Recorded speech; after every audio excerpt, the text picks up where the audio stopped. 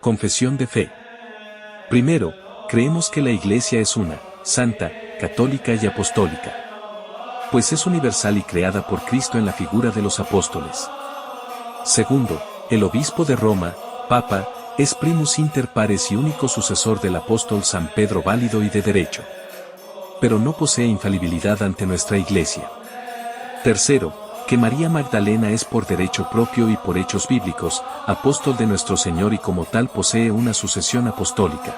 Cuarto, que el credo oficial de esta nuestra Santa Iglesia es el credo de los apóstoles, pero queda de los obispos el escoger cualquier otro que se ajuste. Quinto, creemos en la palabra de Dios cuando hombre y mujer los creó a su imagen y semejanza. La mujer goza en esta Iglesia de idénticos deberes e idénticos derechos sin excepción. Sexto, que no existe ser impuro sobre esta tierra o ser que no goce de la misericordia y del amor del Padre. Pues claro está en los textos bíblicos que Dios no hace acepción de personas, y en la visión de Pedro cuando el Señor en revelación le dice, nada de esta tierra es impuro a los ojos de Dios. Por todo ello y más en esta Iglesia todos sus miembros serán premiados o demandados por su fe y no por raza, política, sexo u otros perjuicios.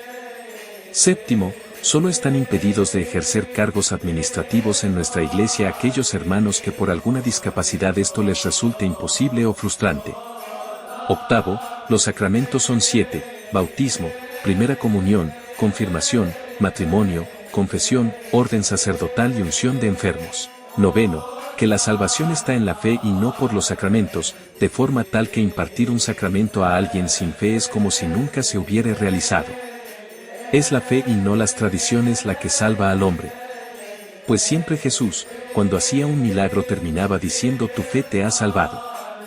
Décimo, creemos en la Virgen María, Santa Madre del Redentor y en todas sus advocaciones. No es dogma de fe la Inmaculada Concepción ni es penada la investigación racional y científica sobre su perpetua virginidad, siempre que esto no sea denigrante u ofensivo a la feligresía ni cree blasfemia contra Dios. Entendemos que virginidad puede tratarse de una virginidad física o bien de una virginidad espiritual, es decir, pureza. Onceno, el celibato y la castidad no son obligatorios, sino estilos y formas de vida a libre elección, pues no existe prescripción sobre esto en los textos bíblicos. Duodécimo, rechazamos la mortificación de la carne o los sentidos a fin de por sufrimientos alcanzar la salvación, basándonos en la máxima dicha por nuestro Señor misericordia quiero y no sacrificios. Décimo tercero, entendemos que las Sagradas Escrituras es palabra de Dios pero escritas e interpretadas por manos humanas. No es un texto histórico ni un dogma literalista y es de cada individuo el entendimiento de los pasajes que ella recoge. Los textos han sido revelaciones divinas que siendo interpretados en una época en concreto sucumbieron naturalmente a errores o malos entendidos. Por ello no es motivo de alarma de esta Iglesia las múltiples contradicciones que en ella se encuentran. Décimo cuarto, creemos en la resurrección de la carne, en el mismo sentido en que nuestro Señor resucitó de entre los muertos. Más consideramos que esta resurrección ha sido interpretada de tres formas o puntos de vista muy contrarios, pero habiendo sido este el centro de la cristiandad consideramos los tres argumentos válidos, pues en los tres, el Señor venció a las tinieblas, resurrección de la carne, resurrección espiritual y resurrección en cuerpo y espíritu.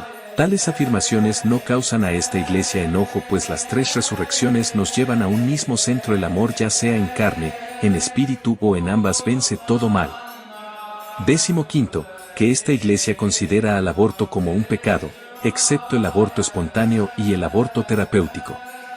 Por razones médicas, sin embargo prímeme la contracepción en todas sus modalidades, dispositivos intrauterinos, píldoras anticonceptivas y condones entre otros.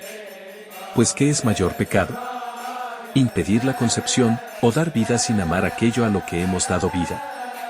De esta manera no es pecado el uso de métodos que impidan la procreación y a la vez algunos cuentan con el añadido de evitar contagios. Cabe destacar que si bien esta Iglesia no promueve el aborto electivo tampoco excomulga o aparta a quien lo cometa, ni es considerado un pecado mortal.